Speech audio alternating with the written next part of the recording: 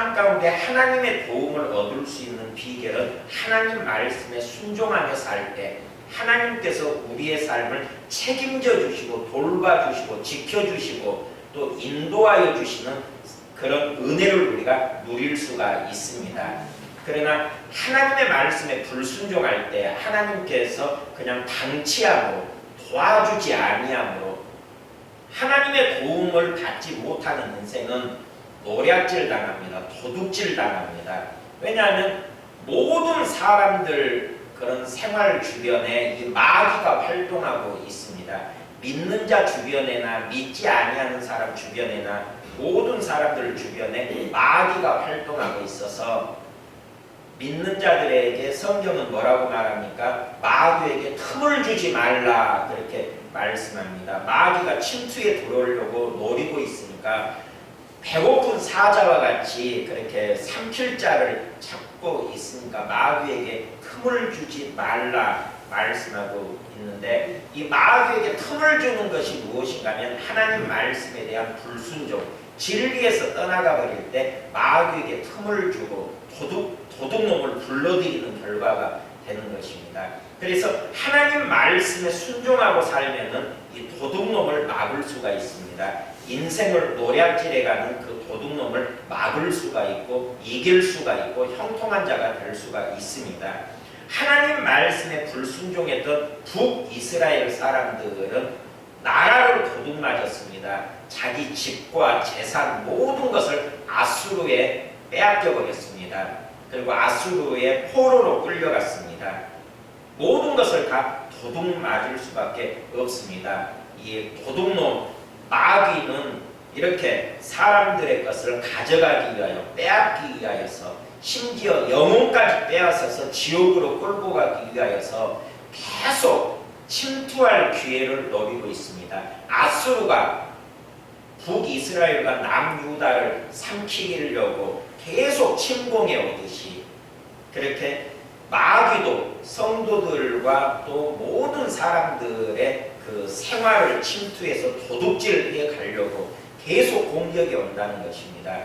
사람 스스로는 사람 혼자서는 이러한 적군을 당해낼 재간이 없습니다. 하나님께서 도와주시지 아니하면은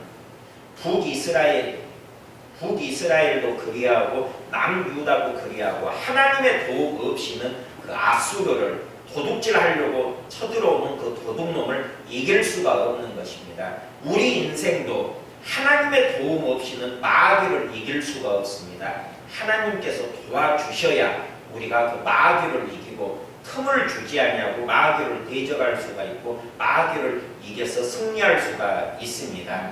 우리에게 허락하신 예수 이름이 효력이 있을 때가 언젠가 하면은 우리가 하나님 말씀에 순종하고 하나님 말씀대로 살 때만 그 이름의 권세를 사용할 수 있는 능력이 우리에게 주어집니다.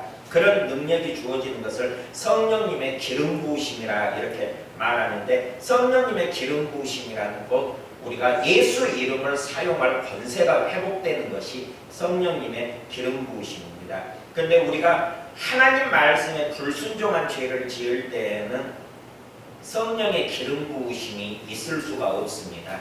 오직 죄를 회개하고 깨끗한 그릇으로 준비되었을 때 성령님께서 기름 부어주시고 능력을 부어주시고 믿음의 능력이 우리의 입술을 통하여 우리의 기도를 통하여 우리가 하나님 말씀을 선포할 때 그 말씀의 능력이 그대로 나타나게 됩니다. 그래서 우리가 하루하루 살아가면서 내 자체 능력으로 이 도둑놈을 지킬 수 없다는 그 사실을 인정하고 항상 하나님의 도움을 구하여야 합니다. 하나님의 도움을 구할 때 상상할 수 없는 일들이 일어납니다. 하룻밤에 18만 5천 명이 다 시체가 되는 그러한 일들, 사람의 능력으로는 감당할 수 없는 그러한 일들이 하나님께서 도와주시니까 하나님이 함께 하시니까 그런 일들이 일어날 수 있는 것입니다. 내 스스로는 나의 능력으로는 해결되지 아니한 문제도 예수 이름의 권세와 능력으로 해결되고 하나님의 도움으로 이루어질 수가 있습니다. 그런 것들을 뭐라고 표현하는가 하면 오늘 말씀에 어디를 가든지 형통하였더라, 무엇을 하든지 성공하였더라, 이렇게 표현이 되는 것입니다. 이유가 무엇인가 하면 하나님의 도움을 받고 사는 인생이기 때문에 그렇습니다. 하나님을 의지하고 하나님의 계명을 지키고 하나님과 동행할 때 어디를 가든지 형통한 인생이 될 수가 있습니다.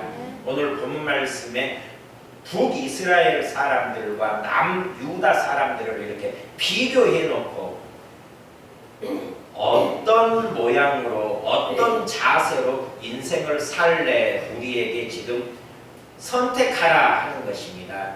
북쪽 이스라엘 사람들과 같이 살 것인가, 남쪽 유다 사람들과 같이 살 것인가. 그러니까 히스기야 왕 같은 인생을 살 것인가, 아니면 북쪽 이스라엘 호세와 같은 인생을 살 것인가.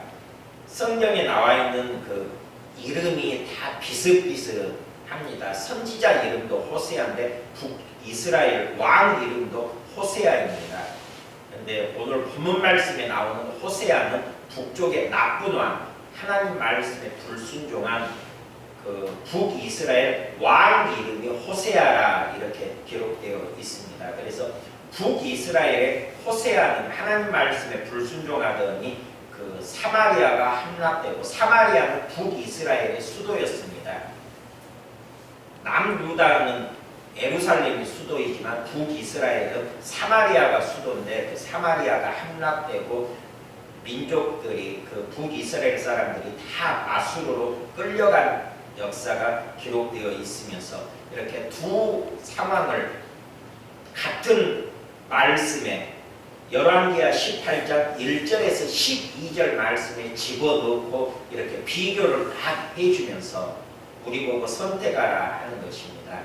그래서 우리가 히스기야를 본받아서 이렇게 하나님 말씀에 순종하는 삶을 살면서 2023년도에도 하나님의 도움으로 형통한 날, 형통한 한 해가 되시기를 주의 이름으로 축원드립니다.